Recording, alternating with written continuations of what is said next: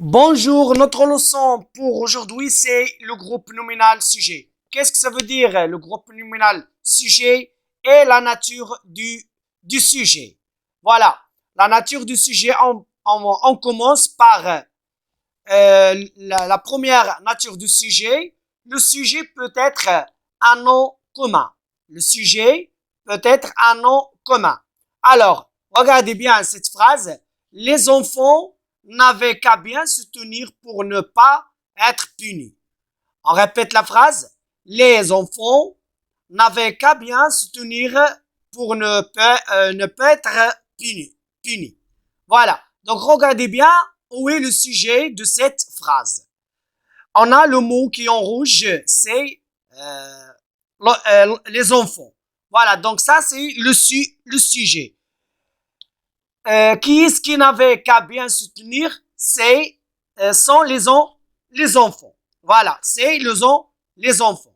Voilà, donc les enfants, ou bien le mot enfant est le sujet de la base de la phrase. C'est un c'est un nom commun. Alors, on répète, les enfants n'avaient qu'à bien se tenir pour ne pas être punis. Voilà. Donc, la question qu'on peut poser pour savoir où est le sujet, qui est-ce qui n'avait qu'à bien se tenir? Normalement, la réponse, c'est les enfants. Voilà que les enfants, c'est le sujet de la base de la phrase. Enfant est le sujet de la base de la phrase. Donc, enfant, c'est un nom commun. C'est un nom commun. Donc, le sujet peut être un nom commun. C'est voilà la première nature du sujet.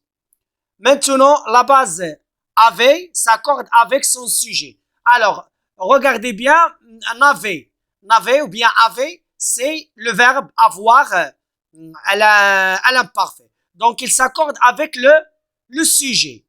Le sujet n'avait, les enfants, c'est au pluriel. Donc, on a AIENT. C'est la terminaison de troisième personne du pluriel. Voilà. Maintenant, on passe à la deuxième nature du sujet. Le sujet peut être un nom propre. Voilà. Le sujet peut être un nom propre. Simone est très affectueuse. Simone est très affectueuse. Donc, Simone, c'est un nom d'une fille. Simone, c'est un nom d'une fille. Alors, regardez bien le mot Simone. C'est le sujet. Voilà, le sujet de cette phrase. Le sujet de cette phrase. Donc, et, le verbe être au présent, c'est le verbe. Voilà. Très affectueux, c'est un adjectif. Alors, Simone est le sujet de la phrase. C'est un nom propre. Simone, Karim, Farid, etc. Ce sont des noms propres.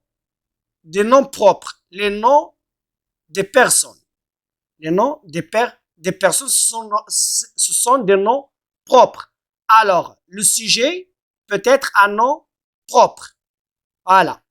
Donc, on passe à la troisième nature, c'est le sujet qui peut être un pronom personnel. Un pronom personnel. On a je. Je n'aime pas les pommes de terre. Je n'aime pas les pommes de terre. Voilà, donc je. C'est le sujet de la phrase. Je. Suivi du verbe aime. C'est le verbe aimer au présent. Au présent. Donc je, c'est le sujet. C'est le sujet de la phrase. Le sujet est je. C'est un nom personnel. C'est un pronom, pardon, c'est un pronom personnel. Je, tu, il, elle, nous, vous, il avec S, elle avec S sont des pronoms personnels. Peut être ou bien peuvent être, ces pronoms personnels peuvent être un sujet. Un sujet. Maintenant, on passe à la quatrième nature de sujet. C'est le sujet qui peut être un pronom relatif. Qu'est-ce que ça veut dire? On va voir l'exemple. Le chat qui boit le lait dont le jardin appartient au voisin. Regardez bien. Alors, le chat qui boit le lait dans le jardin. Regardez bien le verbe boit. Le verbe boit précède de quoi? Précède du pronom relatif qui. Alors, qui ici c'est le sujet. Qui est le sujet de la base de la préposition.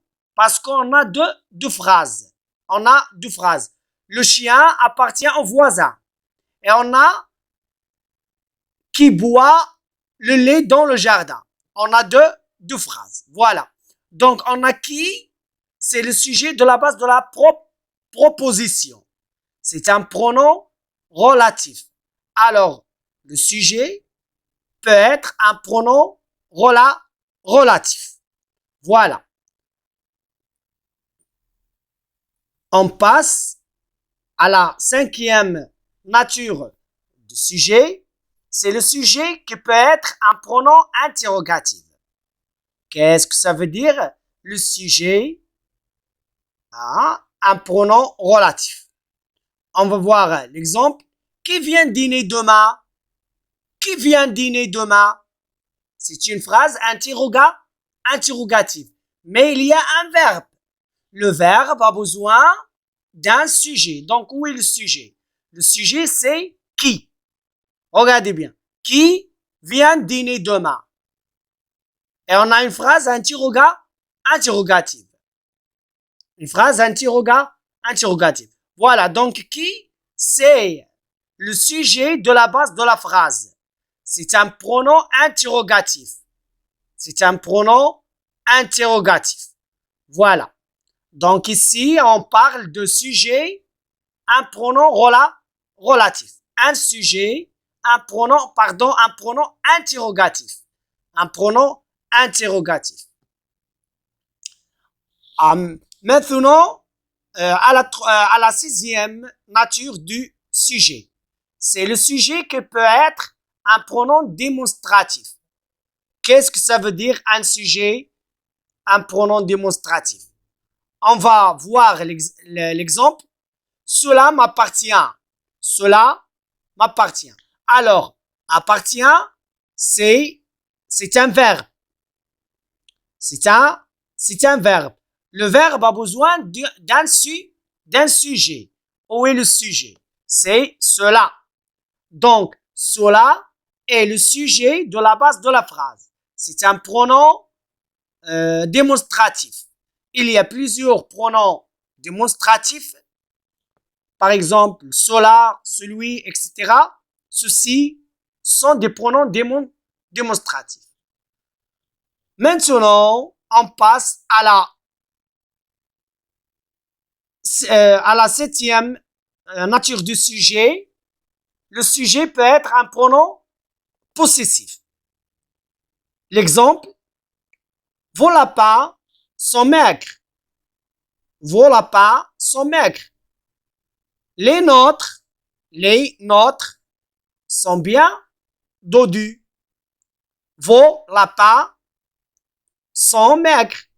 Les nôtres sont bien dodus. Alors, regardez bien les nôtres. Ou bien, regardez sont. C'est un verbe. C'est le verbe être au présent. Alors, où est le sujet de ce verbe? C'est les nôtres. C'est les nôtres. Alors, les nôtres est le sujet de la base de la phrase. Et le sujet, pardon, les nôtres est le sujet de la base de la phrase. Alors, les nôtres, les vôtres, les miens, le tien, etc., ce sont des pronoms possessifs. Ce sont des pronoms possessifs. Voilà. Ici, dans cette phrase, le sujet, ici, c'est les nôtres sont bien entendus. Le sujet, c'est les nôtres. C'est les nôtres. Alors, les nôtres, est un sujet de la phrase, le sujet de la base de la phrase. C'est un pronom possessif. Voilà. Donc, on passe à la huitième nature du sujet. Le sujet peut être un pronom indéfini. Qu'est-ce que ça veut dire un pronom défini qui peut être un sujet, ou bien quels sont les pronoms indéfinis qui peut être un sujet. L'exemple, tous viendront apporter des fleurs à leur maman. Tous viendront apporter des fleurs à leur maman. Voilà, regardez bien le verbe viendront. Hein? Le verbe viendront, c'est au futur, viendront. Alors, on a tous, c'est le sujet de ce verbe. C'est le sujet de ce verbe. Alors, tout est le sujet de la base de la phrase. C'est un pronom indéfini. Par exemple, tous, toutes, par exemple, aucun, par exemple, quelqu'un, etc. Ce sont des pronoms indéfinis. On ne connaît pas quelqu'un, on ne le connaît pas. C'est un pronom indéfini. Voilà. Donc, maintenant, pour trouver le sujet d'une base, on pose la question qui est-ce qui ou qui est-ce qui. Voilà, qui est-ce qui, c'est le sujet pour trouver le sujet. Le sujet commande l'accord du verbe. Alors, toujours, s'il y a le sujet pluriel, on doit conjuguer le verbe au pluriel selon le sujet. Alors, le sujet qui commande l'accord du verbe. Voilà.